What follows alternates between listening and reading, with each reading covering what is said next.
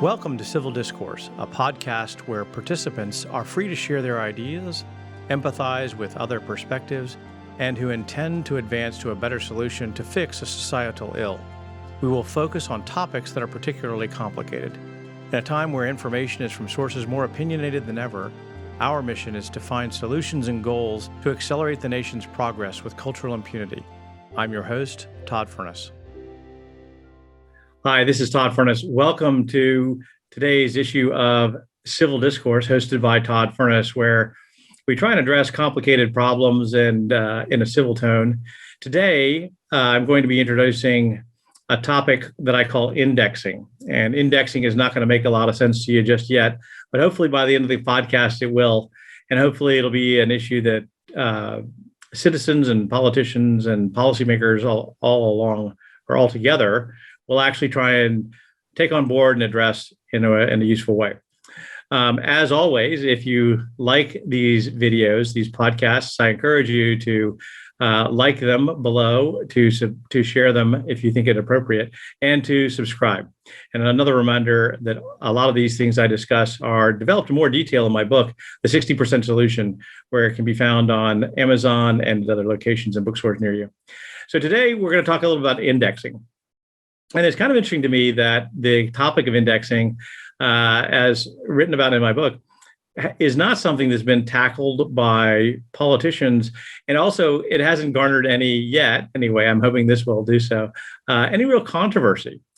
What do I mean by that? Well, first of all, what do I mean when I say indexing? We have a situation right now where we are encouraging people to be on insurance. And for people at the lower ends of our socioeconomic spectrum, we're encouraging people, or we're making available to people, Medicaid. And Medicaid is a single-payer system offered by state and federal government to provide health care for those who wouldn't otherwise be able to afford it. And without getting into the complexities of Medicaid in specifics, let's talk a little bit about the broader issue associated with Medicaid.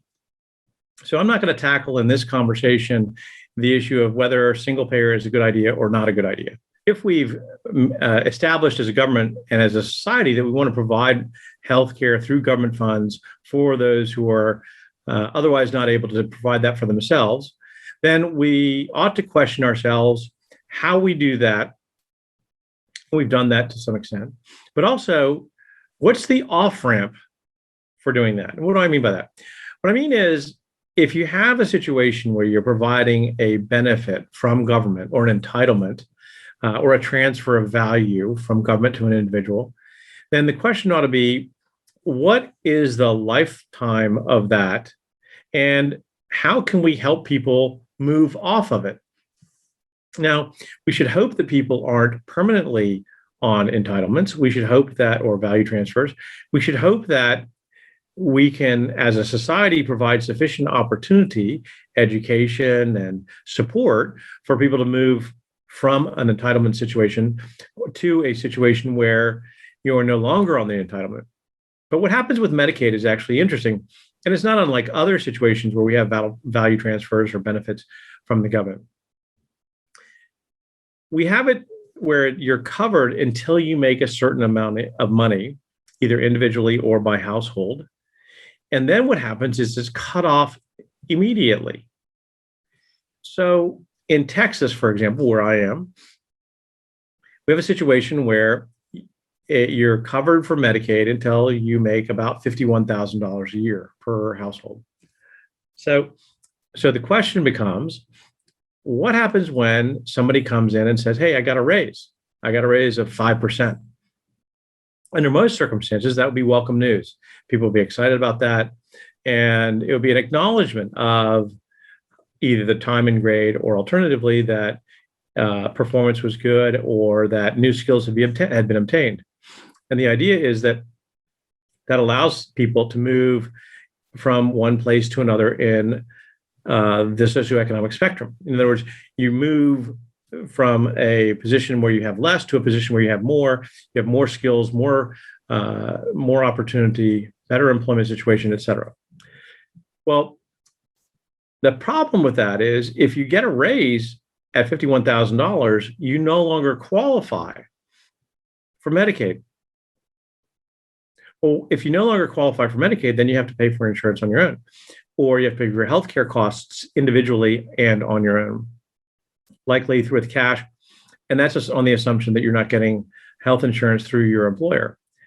Or you may have to pay a portion of your premium, even if it is provided by your employer.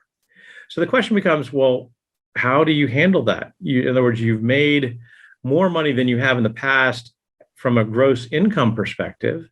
But the next question becomes, I'm losing purchasing power because now I have new costs that I didn't have before. And those new costs are the cost of healthcare. So how do we provide people with an incentive to grow their skills, grow their income, and grow their capabilities, grow their opportunities, and move between demographic profiles or socioeconomic profiles, if you will? The word I'm trying not to use, because it's a word that Americans tend not to like to use, is the word class. We're moving from one class to another. So class is broadly a reference point to income and other things. So let's just tackle this issue one step further and say, we want to encourage people to have the ability to move out of or have a diminished reliance upon entitlements or value transfers. We want to encourage people to grow their skills. We want to encourage people to advance in their jobs and advance in their career. But there are other things we can use to encourage tactically by making the support that I'm going to recommend here in a second to also have a beneficial impact on the industry itself. So let's imagine that you said, what current structures exist for us to help people with their healthcare costs? Well, in the book, we talk about flexible spending accounts. We talk about health reimbursement accounts. We talk about health savings accounts. And each of those are slightly different, but the one I advocate strongest is health savings accounts. Now, the reason I advocate health savings accounts is because money comes into that account on a tax-free basis. Any income or dividends or capital gains you earn while you've invested that money in the health savings account is retained tax-free. And you can only use the funds in the health savings account for healthcare expenses. So the other really important point about the health savings accounts, as opposed to these other types of accounts, is that it's owned by the individual employee. And what that means is that the individual employee can keep whatever money is in that health savings account and roll it from one year to another, and also give the money to his or her spouse at the end of their life through a testamentary exchange or passing, if you will. So we ought to have more flexibility in the health savings accounts generally, and we ought to be able to put more money into health savings accounts generally. That's a separate issue I tackle in the book. But with regard to moving out of or off of something like Medicaid, what I've advocated is that we have an indexing. In other words, we ought to encourage people to put money in health savings account, whether they're on Medicaid or not. So let's imagine that the income is only $45,000. Can you put $25 a month into a health savings account? Again, only to be able to be used for healthcare expenses. Again, you wouldn't probably need that if you were you probably wouldn't need to spend that if you're on Medicaid. But when you get to a position where you're off of Medicaid, you would want to be able to spend it. Now, $25 isn't going to get you too far, but I would propose that we have a matching or an indexing that is on the order of 5 or 6 to 1. Let's imagine that it's 6 to 1. So if you put $25 in, then what happens is immediately you would get a benefit of $6 for every dollar you put in, or $150 in addition to your $25. Now, the trick here is, under my plan, you wouldn't get any of that money moved into your health savings account if you didn't put the first $25 in. So there's a degree of personal responsibility there that you have to undertake. And it doesn't have to be $25. It can be $10. Whatever you put in, it's matched or indexed. And I would submit that the plan I've put forward also recommends that index change as you earn more money. So from hypothetically $50,000 to $60,000 a year, the index may be 6 to 1, but from $60,000 to $70,000 a year, the index might be 5 to 1. And again, I'm just using loose terms. We haven't run a whole healthcare economists analysis on this yet, but you see the broad idea where we're matching on a 5 or 6 to 1 basis every $1 that's put into the health savings account by the individual. And the idea is that at the end of the year, we'd like to see the individual be able to say, okay, I've now got $2,500 or more in my health savings account that I can be using for my healthcare costs when that time comes.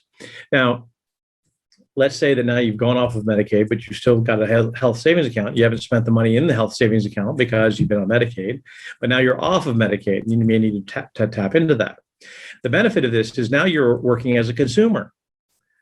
Now the healthcare needs of the individual are met because the individual is paying for that healthcare directly.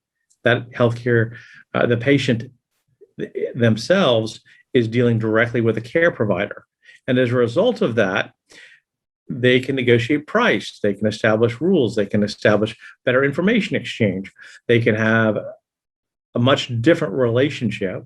And it's beneficial for the provider as well, because the provider doesn't have to file claims, doesn't have to figure out which code he's talking about, doesn't have to worry about the timing of the cash payment coming from the insurance company. So there are a lot of benefits for everybody in the market if we can get the consumer nature, the consumerist nature of the relationship between the doctor or the caregiver and the patient to be more direct. I call this privity of contract.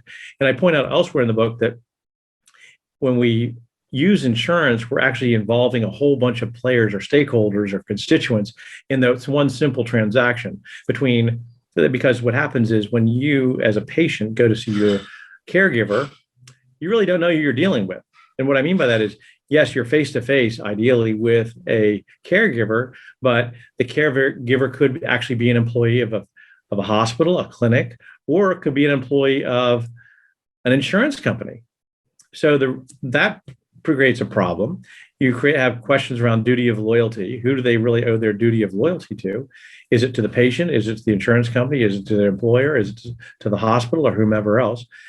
But I think the broader issue is, how do we encourage more direct relationships between patients and caregivers? A function of that is the payment exercise. And when you think about it, payment is a manifestation of a moral bargain. I morally believe that I'm going to pay you this, and it's my responsibility. And as a result of that, you have responsibilities back to me as the patient. I'm your client, I'm your patient, I'm your customer, if you will. And so what we need to do is we need to encourage this exchange between caregivers and patients to be more direct. And what I'm advocating is not only do we figure out a way that we can put money into health savings accounts that enables and supports people either in Medicaid or ideally out their migration out of Medicaid so that they can prosper. Because we want people to be able to move between the classes. We want people to be able to take advantage of their unique capabilities and skills, and we want them to advance in their careers, and we want them to be able to live the American dream. So a function of that is not limiting them, because I've heard this quite a bit recently, especially recently, as the discussion nationally has been around the supplemental payments for unemployment. And people are saying, well, I can't afford to go back to work because I'm getting more money from government by virtue of the supplemental payments I'm getting on unemployment. I've also heard people say, hey, my tax rates are too high, so rather than give me a bonus, why don't you just change my benefits or give me a step up in my base pay, because that bonus has different tax implications.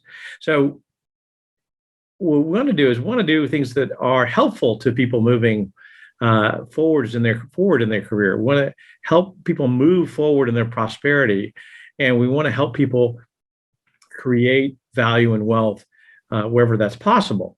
So again, to circle back, I'm advocating that we encourage people by supporting them with indexed support payments from the time that they would otherwise get out of Medicaid to the time when they would ultimately have the purchasing power where they are now earning as much as they would have in terms of after-tax purchasing power as they would have had they still been on Medicaid.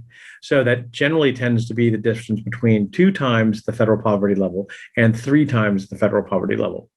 So from roughly $51,000 to roughly $72,000 to $73,000. So don't get too hung up on the numbers, whether it's $51,000 or $52,000, but depending upon the year, is of lesser consequence than the real issue, which is how do we get people to invest in themselves by creating health savings accounts and then funding those health savings accounts with cash from themselves and ideally that are indexed from and supported and paid for by state and federal government that goes into the health savings accounts that allows individuals to buy services directly and to pay for those services directly with their care from their care provider. Now, health savings accounts can be used for a number of things. They can be used for buying medicine. They can be used for specific kinds of purchases at your drugstore. And the number of things that are covered are widely expressed in the IRS tax code. I also give you a pretty good laundry list of things in my book. So I'd encourage you to think about this in that context and recognize that what I'm saying is in a way quite controversial, because what it's doing is saying, I'm advocating for greater government spending on healthcare. Now, that's a little counterintuitive from a guy like me, probably, but here's why I think that's helpful. Because I think if we can encourage that spending to go into a health savings account that's controlled by the individual, can only be spent on healthcare, and which encourages consumerism, I think that's going to reduce the overall cost of healthcare across the industry. If you look at every other model where we have less government involvement on a direct payment basis, rather than more government involvement, then what we see is prices go down. The classic example of this, for example, in the healthcare industry is cosmetic surgery or elective surgeries, but primarily cosmetic surgery, where prices are subject to competition. It's not funded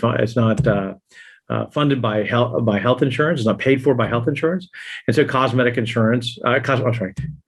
And so as a result of that, cosmetic surgery has decreased in price pretty substantially over the years. I submit that with increased consumerism across all attributes of healthcare, then we can drive prices down further. Now, I'll be talking about another component of this overall plan in a subsequent solo podcast in coming weeks, and that is the issue around the taxation of benefits, which is currently, as Devin Herrick put it, a perversion of tax history that's lasted for 80 years, or tax policy that's lasted for 80 years. But we'll talk about that another time. Right now, I just want to focus on how we can all benefit by having healthcare coverage paid for increasingly by individuals directly as consumers of healthcare, and to support the movement out of Medicaid into greater self-reliance, and doing so by creating value transfers that are indexed to the amount of money or linked to the amount of money that individuals put into their health savings accounts themselves, so that we can create a base of value or cash that can be used to make those payments. Now, again, the government has already provided us with a mechanism. The federal government has already provided us with a mechanism that encourages this by virtue of the IRS protections for health savings accounts in the first place. Now, in my view, they're still too limited. But the idea is by being able to put money into that health savings account on a tax advantage basis, meaning it's not subject to tax, it actually reduces your pre-tax income, then you have the opportunity to then create some value in that account. And again, to the extent that you don't use that money it grows and you can roll it over from one year to the next. Now, you're limited on how much money you can put into the account overall, but it's unlikely that anybody would be running into those limits if you're just moving off of Medicaid. So I'm not so worried about that. We'll worry about that in the later conversation because that's another component of the HSA changes I would like to see made. But as it pertains to this issue, I'm strongly encouraging everybody to think about the issue of moving out of Medicaid and into more and greater self-reliance and self-pay and more consumerism by having the monies that are put in to a health savings account by an individual matched by state, federal, and local government so that they can become greater consumers of healthcare to the benefit of everybody in the healthcare industry. That's all we have time for today. Again, thank you so much for taking the time to listen to this. I hope you'll take action, and I hope you'll like, share, and subscribe. Thank you so much, and we'll talk to you soon. Thanks for watching this week's episode of Civil Discourse. To learn more about today's topic or our guest, visit www.the60percentsolution.com or www.tfip.group.